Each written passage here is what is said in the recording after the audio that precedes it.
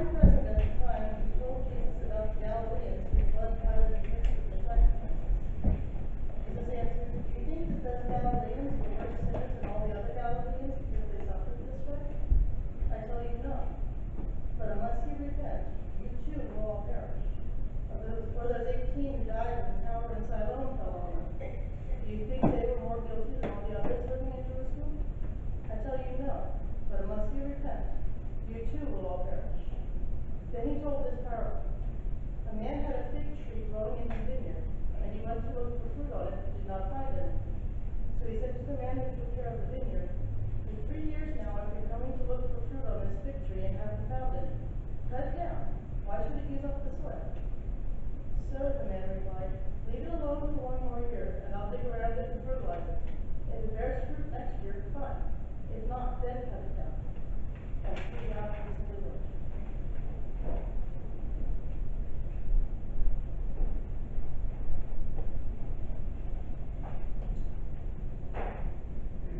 I'd like you all to pray with me the collect of the day as is printed in your bulletin. Let us pray. God, the source of all our strength, watch over us within and without, that in body we may be protected from all adversity, and in mind cleansed from all destructive thoughts, through our Savior Jesus Christ, who is alive and with you in the Holy Spirit, one God, now and forever. Amen. To be honest, you all want to place our needs too, don't you? Just want to give you a quick sort of reminder. It's in the bulletin, so you can do that. The sermons are available now online. Resident Exile Sermons. There's a link to it.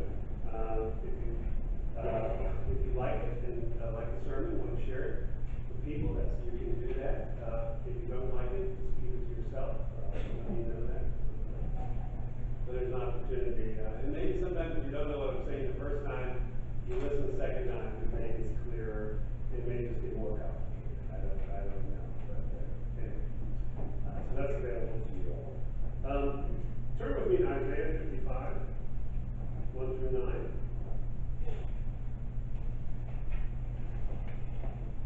I have been generally preaching on the gospel lessons during Lent, but our lectionary lesson today from Isaiah 55 I'm going to focus on. It's a powerful passage. Just to remind you, Isaiah 40 through 55 is a part of Isaiah that belongs to the time right before the exiles came back to Jerusalem. So this is right around the time the Persians conquered the Babylonians. The people have been exiled for nearly 60 years. And so there's this call to go back to the promised land. So we get a sense not too many people really want to go back because they've settled in Babylon. They've been there for almost 2 to 3 generations. They've made a life for themselves. So the preacher of Isaiah 40 through 55 is convincing the people it's time to go back home.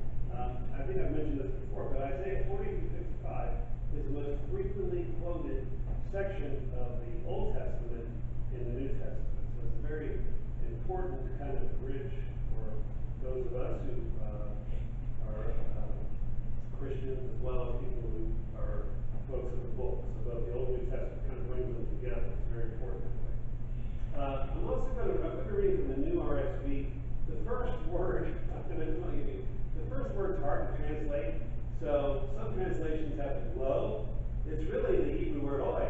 All right. So it's usually an exclamation of anguish, but it's trying to get everybody's attention. Hey, everybody.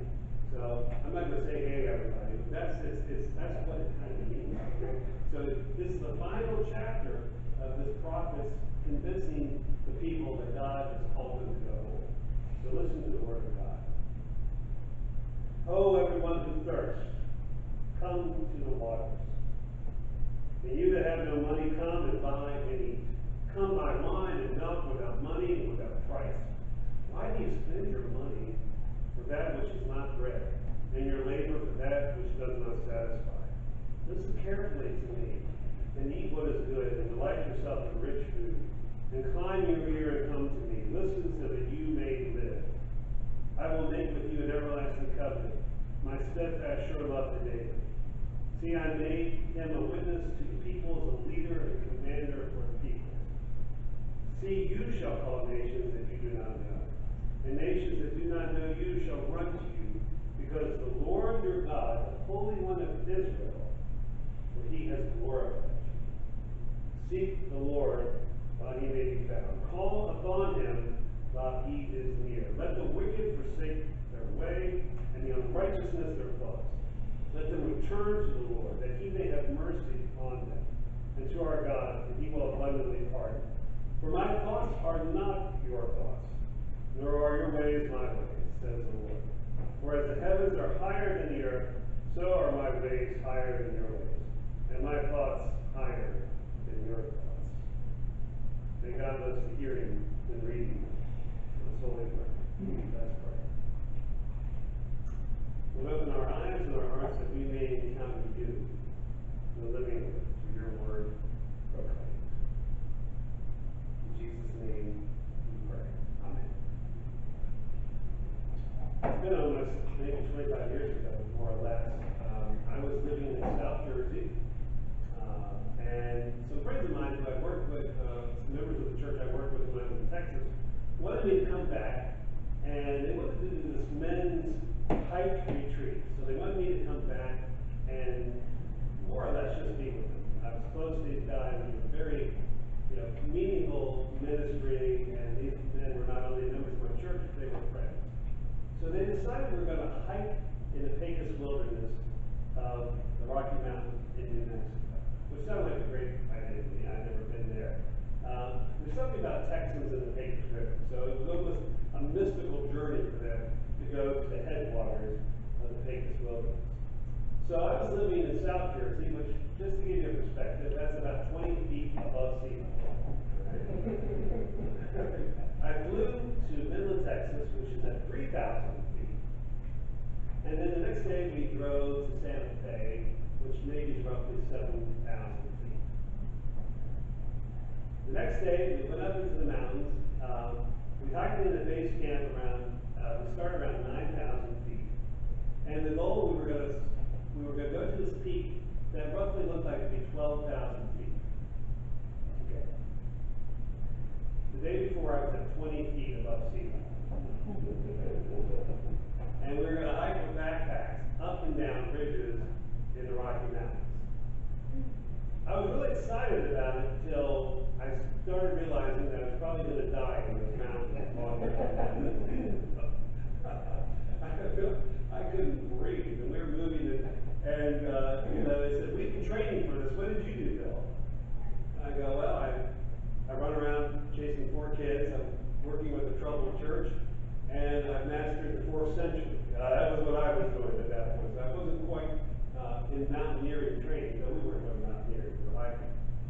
And neither of them had ever done it, so they're looking at a map, and they said, "That's our destination." I forget what its name was. So we're going up and down, right? And I'm just trying to not die.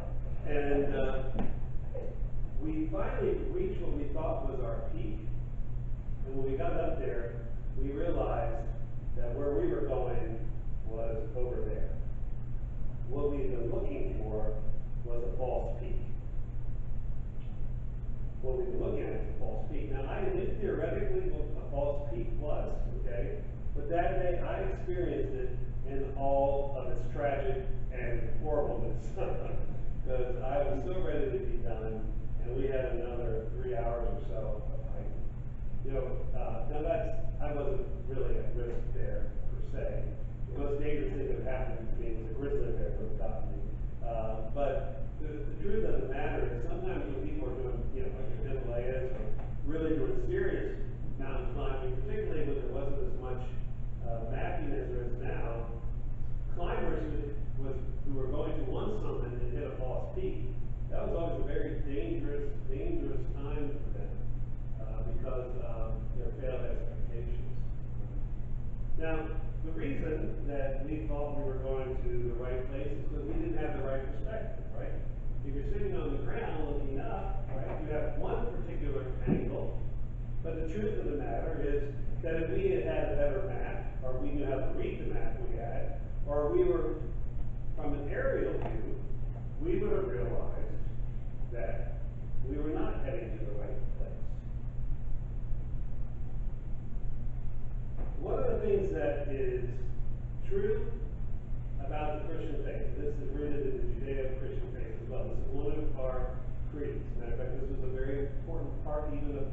John Calvin's doctrine, the intellectual father of our tradition, is that there's a hiddenness to God. Thomas Ali says this: it is clear that God's hiddenness is the first word whereby God speaks, or more precisely, is silent. So it's not surprising that many are not patient enough to wait for his next word. The idea that God's ways are higher than our ways, that God's ways are ineffable, is a central part of who we believe God is. Yet that doesn't make it any easier. And this passage is really to be a word of comfort. It's really a reality check. It's a call for them and for us to try to see things not from our perspective, but from God's perspective. Why do you spend your money for what is not bread? Why do you labor for that which does not satisfy? I watched two of my grandchildren on Friday night, and they asked me to read them a book, or I told them I'd read a book. They were all excited. And they picked The Giving Tree, which one of the great things about being a grandparent is you get to go around together, right? And you get to read these great books, okay? And probably most of you are familiar with The Giving Tree. Shel Silverstein. Book. Matter of fact, it's been banned by certain libraries, right? It's a funny thing. So anything that's banned, I always want to read it even that much more. And my grandkids love this book. And if you remember, it's about a little boy who has a tree. He loves this tree. And he plays all day in the tree, and he climbs it, and hides it. He just lays in the shade for a nap. As a young boy, this tree is just the center of his life. You remember the story gets older, and he needs money, so the tree offers him for apples. So he takes the apples and he sells them. Then the boy comes back as a man, he wants a house. And so the tree gives him all her limbs, and he builds a house. Then he comes back, I guess he's kind of a middle-aged guy, and he's restless, he's unhappy, he needs something to make his life more full. So he wants a boat so he can go and travel. So the tree gives its very self to him, cuts down the tree, and turns her into a boat. He comes back as an old man, and the tree is just a stump. And the tree says, I have nothing to give you. The old man says, all I need is a place to sit and rest. I'm very, very tired. And so the book ends with the tree happy that the boy has come home and is resting on the stone. Now, there are multiple ways of interpreting this story, but one of the punchline is, he might have been happier to just stay with the tree as a tree, right? All the things of the world, all the tasks of what we consider the essential task of life, didn't really make him happy. What it did was, it made him sacrifice the thing that did make him happy. This idea of come and eat, and come and drink of things that you do not buy. It could really well be the voice of wisdom call. It could be God calling and saying, listen, why are you so set on staying here in Babylon? This isn't where you're going. Yes, you build a life here, but life is more than what you've planned. Come back. Come do the Exodus once again. Come let me be your God once again. And it's interesting.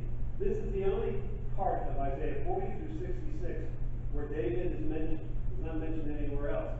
And the implication here is the promises I made to David, I'm now making to all of you. I will always be with you. Come. Don't settle for less in life. C.S. Lewis one time said, the problem with modern humans is not that we want too much, it's that we settle for so less.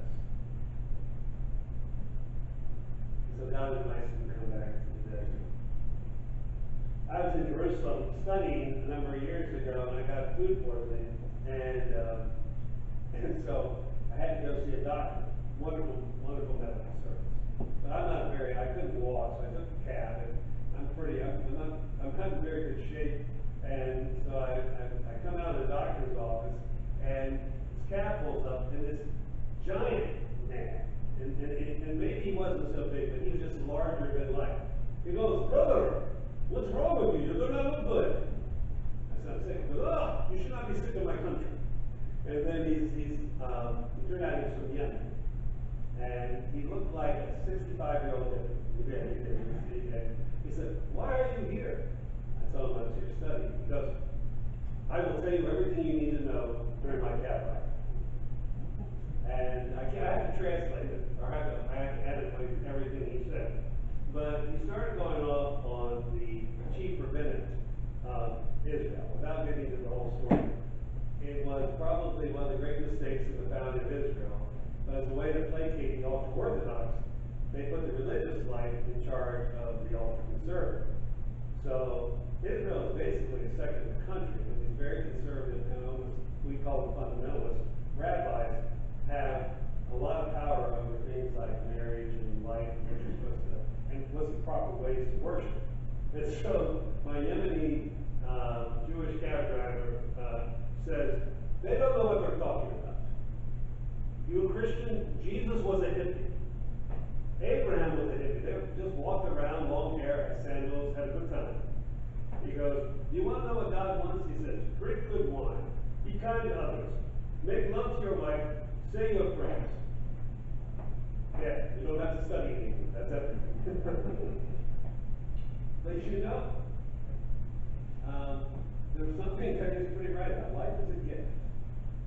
It's not something you can tell other people to do. But God's life to us is a gift, and we receive that gift. And that's part of what God is trying to say here. You're building your life, and you're using all your energy in one direction. Come home to me. That's what you're going to need. Trust me for mercy. Seek the Lord while he may be found. Call on him while he is near. Let the wicked forsake their ways, and the unrighteousness their thoughts. Let them return to the Lord, that he may have mercy on them, and to our God, that he will abundantly pardon. Now, one of the things we hear a lot of talk about nowadays is the need to be more gracious, right? We're not gracious enough to each other. You'll hear things like, our politics need more grace in them. Sometimes you'll hear it amidst the church conflicts, whether they be on the national level or local level. We need to be more gracious to each other. And we all kind of know what that means, right? But when we use the word grace that way, I think we misuse it. For instance, we should be more kind to one another. We should be more civil to one another. But grace is not some sort of commodity that you can pull out of the air. It's not something you can buy, like in the medicine cabinet, and say, "Here, take some grace." It's not something you can put people in a room together and teach them how to be graceful. That's a misuse of the term. Grace is not a state. Grace is not a function. Grace is a gift from a person. Grace is something that only, genuine grace, is only something that comes from God. And even when we talk, if you listen sometimes when I'm giving the assurance of pardon after our prayer of forgiveness, our ability to forgive one another, to be gracious to one another, is not something that you do. You become a vessel that the grace of God can flow through you to other people. The invitation here is that you not only do not know what's good for you, what's best for you, it says at the beginning, but you need to come and learn mercy from me as well. Your perspective on your life isn't quite right. Okay. It doesn't matter really what you build here. It's what you allow me to build in here. And you need to come back home to me so you can receive again the free grace of God that only God can give. He says, seek the one who is near. Even though we cannot see God, And though he is holy, alone can he pardon.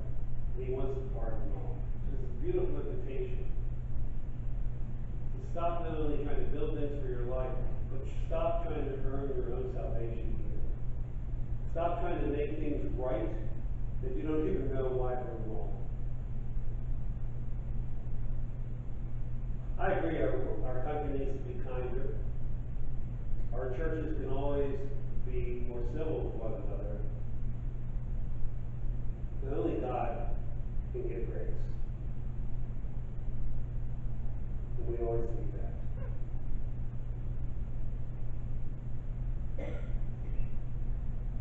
For my thoughts are not your thoughts, nor are your ways my ways, says the Lord. For as the heavens are higher than the earth, so are my ways higher than your ways, and my thoughts than your thoughts. Paul Davies is a quantum physicist who's written numerous books about how the new physics kind of opens up an opportunity for people of faith to talk. The closed physics of modernity kind of worked without God. Right? That's a great enlightenment. We got to the point where we don't really need God to explain the universe. That's kind of was Darwin and Freud taken out of context, if you would.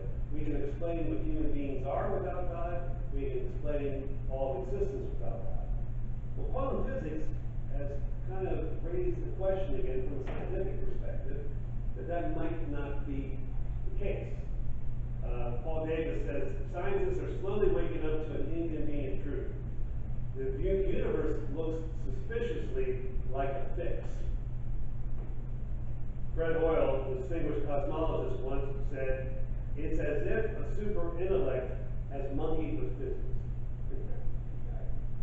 Well, as Christians, we may call that something different than a super intellect. And part of it, again, I'm not a physicist, but it was explained to me like this. Okay?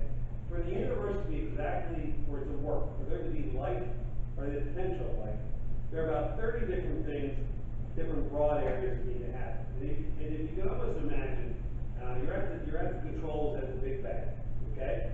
And there's a control board with 30 different things with knobs, okay? These are complicated knobs. You have to get each knob exactly right at the right time for what we have now here on this third planet from the sun to exist. So even if you got the neutrons a little heavier than the protons, anyway, you get what I'm saying. Okay. One knob's off a little bit, none of it works. If we get it differently, no protons, no atomic nucleus, no atoms. Like baby bear's porridge in the story of Goldilocks, the universe seems to be just right for life. So that's just a scientific perspective at the immensity of what had to happen for there to be life here on this planet. As complicated as quantum physics is, understanding life, I think, is even a greater mystery. There might be a few people in the world who understand the intricacies of what I just said there. But there's no one in the world who can totally explain why things happen the way they do. And while our faith in God certainly is a source of comfort, it creates problems that atheists don't have. Okay? I was talking to an atheist the other day, and there is no purpose for life. There is no ultimate meaning. There's nothing beyond this. I'm not saying that's satisfying, but it's not as complicated, right? Because we believe there's a purpose for life. We believe we are not accidents. We believe the universe was created out of love by one who is love, whose love is our destiny. But there are days, perhaps years, maybe even centuries, where from a certain vantage point, it's hard to see it. Many in the exile who were listening to the prophet Isaiah, they certainly didn't see it. And my suspicion is that there are days many of us don't see it either. There are many false peaks in this world and in our faith. There are many days you can't see anything due to the fog of suffering or fatigue or for pain or for the tears. Faith, as Thomas Halleck has observed, and the Bible surely testifies, is a penultimate patience with God. It's trusting that His ways are not our ways, but He still loves us and wants what's best and has our best interest in mind. Rich Mullins was a Christian artist. He was an interesting guy, very tortured soul. Died tragically in a Jeep accident. Suffered from depression and many things in his life, but from his suffering came some beautiful art. He also lived among the poor. He really practiced what he preached. And one of the last songs he ever wrote, matter of fact, he didn't live to record it. The only recording we have of his voice is on a cassette tape, singing this song. It's called Hard to Get. You can listen to it. I encourage you to listen to it. But I just want to read part of it here to you. In conclusion, you who live in heaven, hear the prayers of those of us who live on earth, who are afraid of being left by those we love, and who get hardened by the hurt. Do you remember when you lived down here, where we all scraped to find the faith to ask for daily bread? Did you forget about us after you had flown away? Well, I memorized every word you said, so I'm so scared. I'm holding my breath. Well, you're up there, just playing hard to get. And then the last verse. It's if you who live in eternity hear the prayers of those of us who live in time. We can't see what's ahead, and we cannot get free of what we left behind. I'm reeling from these voices that keep screaming in my ears, all the words of shame and doubt, blame and regret. I can't see how you're leading me unless you've led me here, where I'm lost enough to let myself be led. And so you've been here all along, I guess. It's just your ways, and you are just playing hard to get.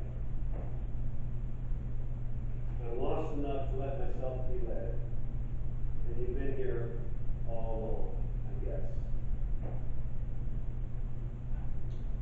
Ultimately, it's a matter of trust. Trusting in the one who loves us, but whose ways are so much higher than ours.